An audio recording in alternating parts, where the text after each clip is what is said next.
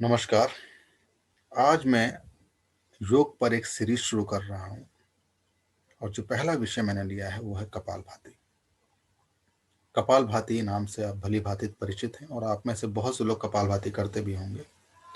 हम 3 वीडियो कपालभाति पे बनाएंगे।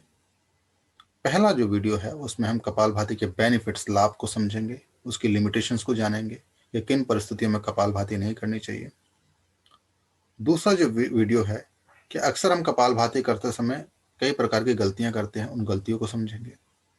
कपालभाति का सही तरीका क्या है करने का, उसको जानेंगे।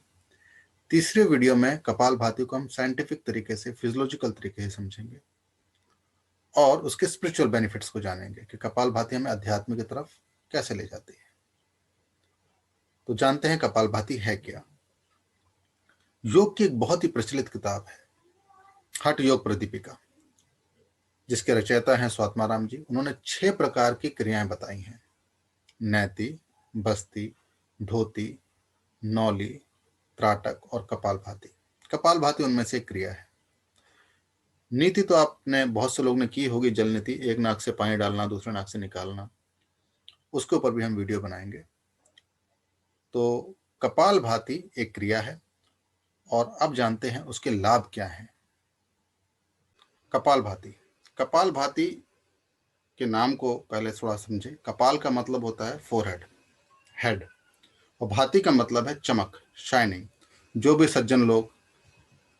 भी लोग कपालभाति को लंबी समय तक करते हैं, देर तक करते हैं, दीर्घकाल तक करते हैं, उनके चेहरे पर चमक आती है, उनके शरीर में चमक आ जाती है। एक फायदा तो कपालभाति का यही है।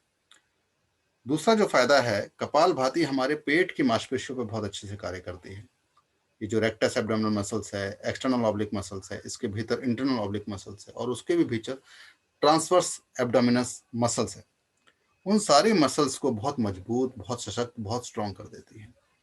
तो आपका कोर जो एरिया है बहुत मजबूत हो जाता है और जो भी चर्बी है वहां से उसको घटाती है, उसको कम करती है। तो आपको इंच लॉस भी होता है कपालभाति से। और इस मांसपेशी के पीछे हमारे बहुत ही इंपॉर्टेंट ऑर्गन्स हैं। लीवर है, किडनी है, पेनक्रियास है, स्टमक है, लार्ज इंटेस्टाइन है, स्मॉल इंटेस्टाइन है। तो ये सारे जितने भी ऑर्गन्स हैं, इनकी कार्य क्षमता को बढ़ा देती है कपालभाति।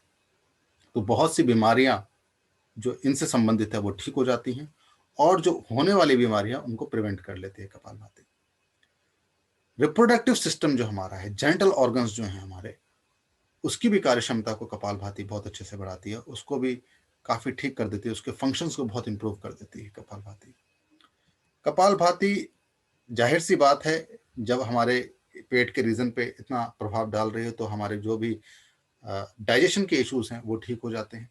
एक बीमारी है डिस्पेप्सिया, वीकनेस इन डाइजेशन, जिसमें हमारी गैस्ट्रिक जो फायर है वो बहुत कम हो जाती है। इसको संस्कृत में हम जठराग्नि कहते हैं, जठराग्नि।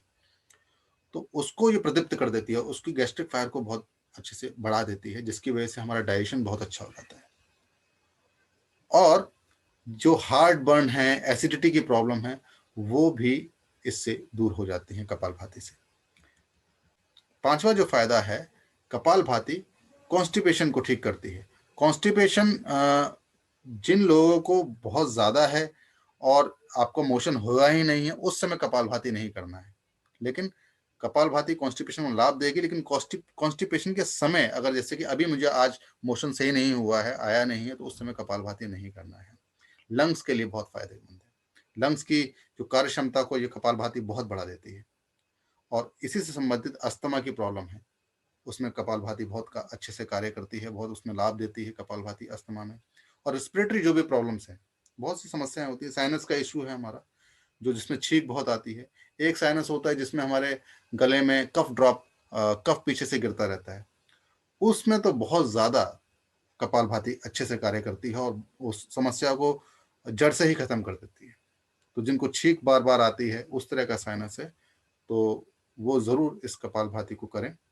मेंस्ट्रुअल जो प्रॉब्लम है, पीरियड्स की जो प्रॉब्लम है महिलाओं में, उसमें भी ये बहुत लाभदायक है कपालभाति, उन लोगों को भी करना चाहिए। वेट लॉस में कपालभाति बहुत लाभदायक है, क्योंकि ये कपालभाति हमारा जो कफ है उसको रिड्यूस करती है। जो कफ होता है हमारा उसको रिड्यूस करती है और पित्त को बढ़ा देती है। तो पित्त जब बढ़ता है तो उससे हीट हमारे शरीर में बढ़ती है, और हीट के बढ़ने की वजह से हमारा मेटाबॉलिक रेट बहुत अच्छा हो जाता है, जिसकी वजह से हमारा वेट लॉस होता है।